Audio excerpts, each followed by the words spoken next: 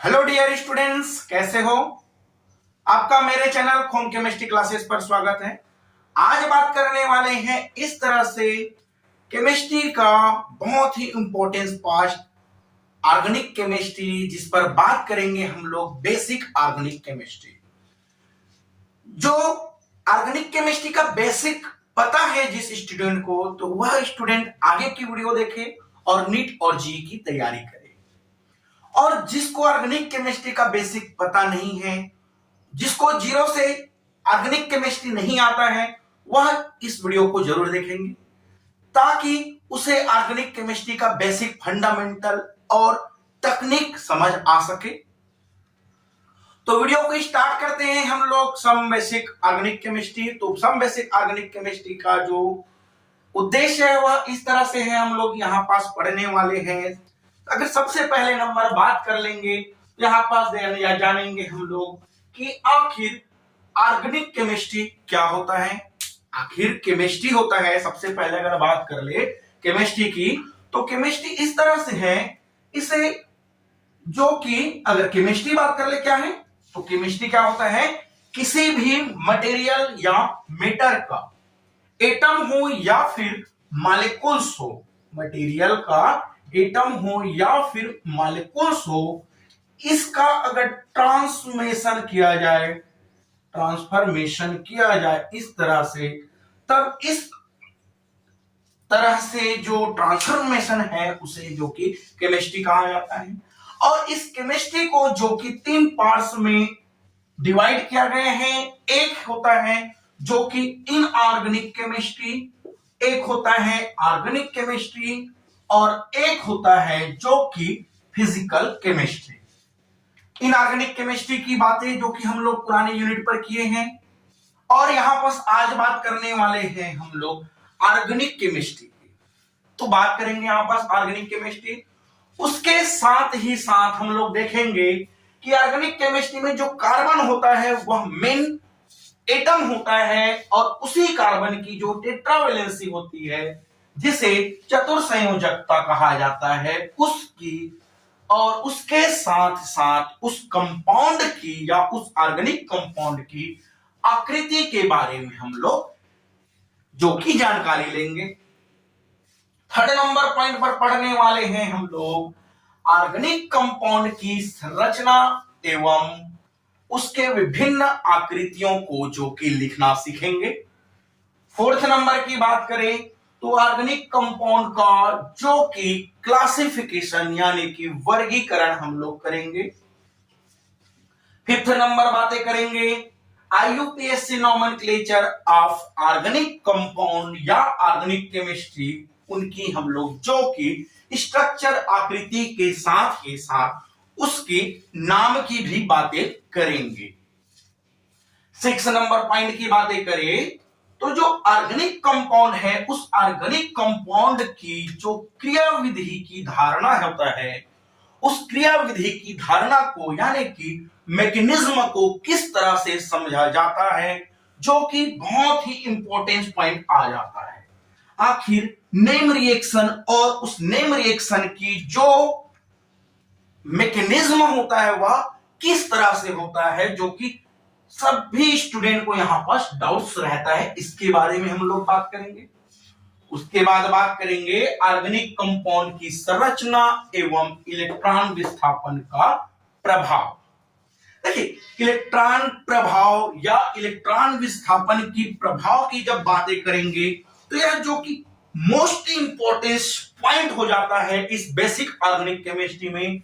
आखिर इलेक्ट्रॉन का डिस्ट्रीब्यूशन किस तरह से होता है, चाहे वह इंडक्टिव इफेक्ट हो, हाइपर कंजुगेशन हो या फिर रिजोनेंस हो, इस तरह से जो उसकी इफेक्ट पड़ता है ऑर्गेनिक कंपाउंड पर, वह जो 7वें नंबर पॉइंट है यहां पास हमारा बेसिक क्लियर हो जाएगा।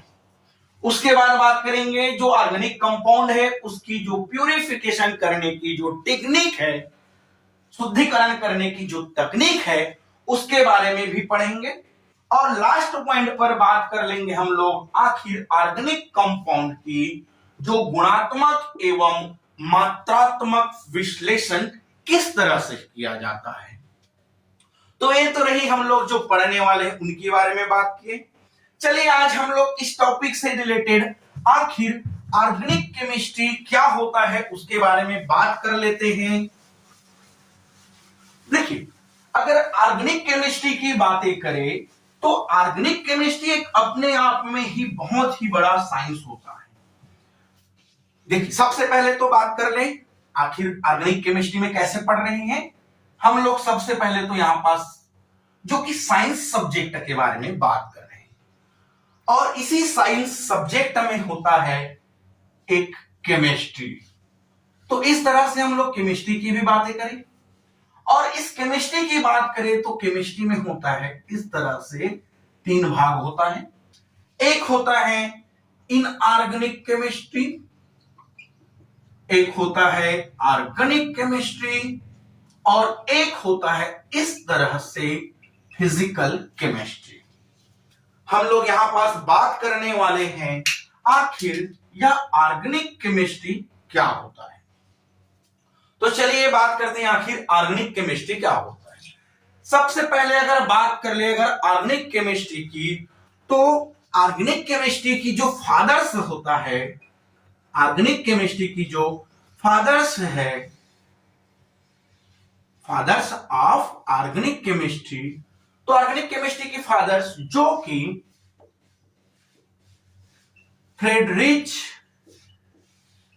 ओहलर ने इनकी जो कि केमिस्ट्री की जो इनऑर्गेनिक से ऑर्गेनिक केमिस्ट्री बनता है उसके बारे में ज्ञात किया, इसीलिए इस तरह से जो फ्रेडरिच ओहलर है उसे फादर्स ऑफ ऑर्गेनिक केमिस्ट्री कहा जाता है। अच्छा, केमिस्ट्री की फादर्स की बात कर ले तो इसकी फादर्स जो कि लियोजियर जो कि फादर्स ऑफ केमिस्ट्री होता है, और फादर्स ऑफ ऑर्गेनिक केमिस्ट्री जो कि फ्रिडरिच ओहलर होता है।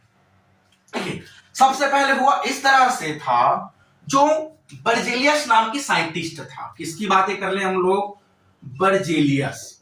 अब जो बर्जेलियस नाम की जो साइंटिस्ट था, यहां पास जो साइंटिस्ट है, इसने एक सिद्धांत दिया था। इस सिद्धांत या प्रिंसिपल को इस तरह से कहा जाता है vital force principle. Vital force principle, जिसे इस तरह से जैव शक्ति या जैव बल सिद्धांत भी कहा जाता है। लिख दें यहां पास जैव बल सिद्धांत। इन्होंने क्या दिया था? जो जैव बल सिद्धांत है उसके अकॉर्डिंग इन्होंने यह कहा था कि जो जीवों में उपस्थित एक रहस्यमय शक्ति होता है, और उसी रहस्यमय शक्ति से जो कि ऑर्गेनिक कंपाउंड का फॉर्मेशन होता है, इसे जो कि बर्जेलियस ने कहा था। और इसी सिद्धांत को जो कि विटल फोर्स प्रिंसिपल कहा गया। इन्होंने क्या कहा विटल फोर्स प्रिंसिपल में कि जो जीवों में एक रहस्यमय शक्ति होता है, रहस्यमय शक्ति होता है जिससे ऑर्गेनिक कंपाउंड का फॉर्मेशन होता है, और इसी को जो प्रिंसिपल था, इसे प्रिंसिपल को जैव बल सिद्धांत कहा गया। लेकिन यह सिद्धांत जो कि कुछ वर्षों तक सही था, लेकिन बाद में यह सिद्धांत भी जो कि अमान्य रहा। जब जो कोल्बे था, और कोल्बे के साथ साथ जो केकुल था, और उसके साथ ही साथ अगर बातें करें तो इस तरह से बर्थलेट भी था, या यहां पास लिख दे बर्थलेट। इन्होंने क्या किया? जो विटल बल सिद्धांत था या फिर जैव बल जो सिद्धांत था, उस जैव बल सिद्धांत को जो कि अमान्य कर दिया। किसने? कोल्बे, कोकेल या केकुल और बर्थलेट ने। इन्होंने कहा कि आखिर रसायन शास्त्र में ऑर्गेनिक कंपाउंड या ऑर्गेनिक केमिस्ट्री क्या है। इन्होंने यह कहा कि वह रसायन या वह विज्ञान जिसके अंतर्गत रसायन का अध्ययन किया जाता है, या फिर कह दे वह रसायन जिसमें एक कार्बन से दूसरे कार्बन का एटम कोवेलेंट बॉन्ड के द्वारा द्वारा जुड़े रहते हैं, जिससे अध्ययन करने का रसायन जो कि ऑर्गेनिक केमिस्ट्री कहलाता है। क्या कहा है यहाँ पर कोल्बे बर्थेलेट ने यहाँ पर कि वह रसायन जिसमें एक कार्बन दूसरे कार्बन के एटम के साथ लगातार जुड़े रहे और उसके बीच में कौन सा बॉन्ड हो, इस तरह से कोवेलेंट बॉन्ड बना हो। तब इस तरह से कोवेलेंट बॉन्ड बनने से जो रसायन का अध्ययन किया जाता है उसे जो कि ऑर्गेनिक केमिस्ट्री कहा जाता है। यह सिद्धांत कुछ वर्षों तक चलते गया, सही बनते गया, और हमने पहले भी पढ़ चुके हैं। क्या पढ़े हैं पहले भी? इस तरह से पढ़े हुए हैं कि इसको मिटा देते हैं यहां पास। देखिए हम लोग ए पढ़े हैं, अगर पुरानी कक्षा की बात कर ले तो जो कार्बन होता है उस कार्बन में एक यूनिक प्रॉपर्टी होता है। कार्बन में क्या होता है? यूनिक प्रॉपर्टी होता है। इस तरह से अगर बात कर ले कार्बन पर एक प्रॉपर्टीज होता है, यूनिक प्रॉपर्टीज होता है। हाँ, और इस यूनिक प्रॉपर्टी को जो कि हम लोग इसे केटेनेशन कहते हैं, इस तरह से केटेनेशन। अच्छा, केटेनेशन का अगर हिंदी नाम बात कर ले तो इसे जो कि श्रृंखलन कहा जाता है। चलिए बात कर ले, आखिर अगर बात करें केटेनेशन क्या है, तो केटेनेशन क्या होता है? अगर कोई एक कार्बन या कोई एक एटम अपने ही समान दिखने वाले या अपने ही समान की तरह से जो एटम होता है उसके साथ एक के बाद एक श्रृंखला बनाते जाए, तब इस तरह से जो प्रॉपर्टी होता है उसे केटेनेशन कहते हैं। तो बस कार्बन में भी यही होता है कि एक कार्बन जो कि दूसरे कार्बन के साथ या फिर उसके बाद भी और कार्बन के बाद और कार्बन लगातार एक श्रृंखला के रूप में जुड़ते जाए, तब इस तरह से प्रॉपर्टीज को जो कि केटेनेशन कहा जाता है। और जो केटेनेशन होता है, इस केटेनेशन पर जो कि बॉन्ड फॉर्मेशन होता है और इसी बॉन्ड को ही जो कि कोवेलेंट बॉन्ड कहा जाता है। यानी कि इस तरह से कह दे, वह रसायन जिसमें एक कार्बन दूसरे कार्बन के साथ पर कोवेलेंट बॉन्ड के साथ जुड़ा हो और इस तरह से एक कार्बन का दूसरे कार्बन के कोवेलेंट के बॉन्ड के साथ जुड़े रहने से इसकी जो अध्ययन करते हैं उस अध्ययन को जो कि ऑर्गेनिक केमिस्ट्री कहा जाता है। और जिस ऑर्गेनिक केमिस्ट्री में जिस कंपाउंड का अध्ययन करते हैं उस कंपाउंड को जो कि ऑर्गेनिक कंपाउंड कहा जाता है। और बात कर ले कार्बन के साथ ही साथ कार्बन के अलावा अन्य एटम भी जुड़ा रहता है, जैसे hydrogen, nitrogen, oxygen, phosphorus, sulphur, और उसके ही साथ साथ जो हैलोजन है वह भी कार्बन से जुड़ा रहता है और उस पर भी क्या है, जो कि कोवेलेंट बॉन्ड का फॉर्मेशन करता है। चाहे कार्बन के साथ हाइड्रोजन हो, कार्बन के साथ नाइट्रोजन हो, कार्बन के साथ ऑक्सीजन हो, जब इस तरह से जुड़ा रहता है तब भी जो कि कोवेलेंट बॉन्ड का फॉर्मेशन करता है। तो यहां पर डेफिनेशन इस तरह से कह सकते हैं, अगर फाइनली बात कर ले यहां पास इसकी इंट्रोडक्शन की, तो इनको इंट्रोडक्शन इस तरह से कह दे। अच्छा, इस इंट्रोडक्शन की बातें कर ले तो इस इंट्रोडक्शन को जो दिया है वह है लियोजियर के अनुसार इन्होंने यह कहा कि रसायन का वह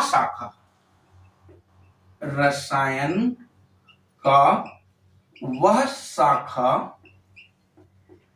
जिसमें कार्बन के साथ ही साथ हाइड्रोजन या जिसे हाइड्रोकार्बन और उसके उत्पन्न को ऑर्गेनिक केमिस्ट्री कहा जाता है। ऑर्गेनिक केमिस्ट्री क्या कर रही है यहां पास कि अगर इस तरह से जो रसायन का वह शाखा जिसके अंतर्गत हाइड्रोकार्बन और उस हाइड्रोकार्बन के उत्पन्न की अध्ययन को जो कि ऑर्गेनिक केमिस्ट्री कहा जाता है। देखिए फाइनली यह हो जाता है यहाँ पास ऑर्गेनिक केमिस्ट्री पढ़ने के लिए कि कार्बन अकेला हो उस कंडीशन में ऑर्गेनिक केमिस्ट्री नहीं कहते, क्योंकि देखिए कार्बन के साथ अगर ऑक्सीजन जुड़ा हो, ये लो CO2 या CO कार्बन डाइऑक्साइड या कार्बन मोनोऑक्साइड, क्या यह ऑर्गेनिक केमिस्ट्री है? बिल्कुल ही नहीं। तो इस कंडीशन में इसको नहीं कह सकते कि ऑर्गेनिक केमिस्ट्री होता है। हाँ जरूर इस तरह से कह सकते हैं कि अगर कार्बन के साथ हाइड्रोजन जुड़ा हो, और कार्बन के साथ जब हाइड्रोजन जुड़ा हो तब क्या कहते हैं उसको? हाइड्रोकार्बन, क्योंकि कार्बन और यहां पर क्या है? हाइड्रोजन। और हाइड्रोजन के साथ कार्बन जुड़ा हो तब हाइड्रोकार्बन कहते हैं। और हाइड्रोकार्बन और उस हाइड्रोकार्बन के उत्पन्न कंपाउंड की अध्ययन को ही जो कि ऑर्गेनिक केमिस्ट्री कहा जाता है। अगर बात कर ले कि ऑर्गेनिक केमिस्ट्री जो कि जैव सिद्धांत में क्या कहा था? जीवों के द्वारा उत्पन्न रहस्यमय शक्ति।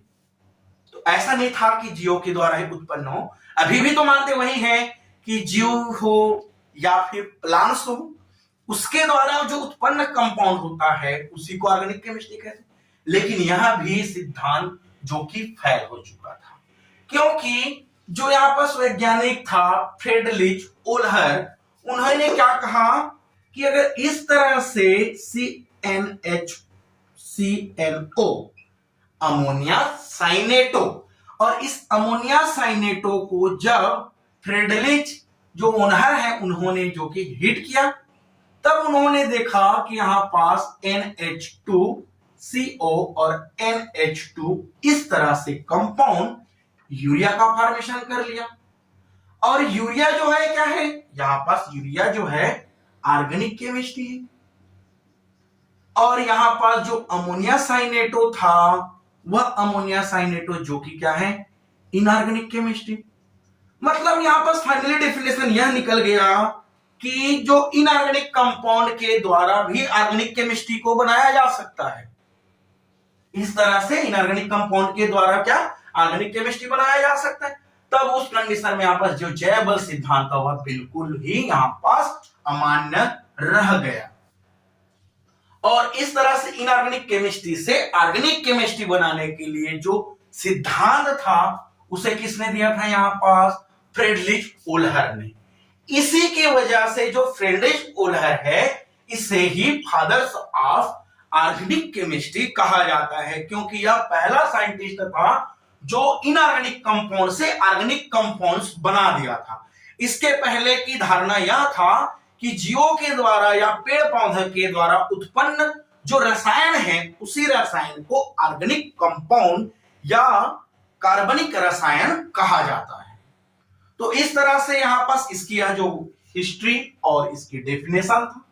चलिए नेक्स्ट बात करते हैं हम लोग कार्बन की टेट्रावैलेंसी, क्योंकि ऑर्गेनिक केमिस्ट्री का मेन एटम कौन सा होता है?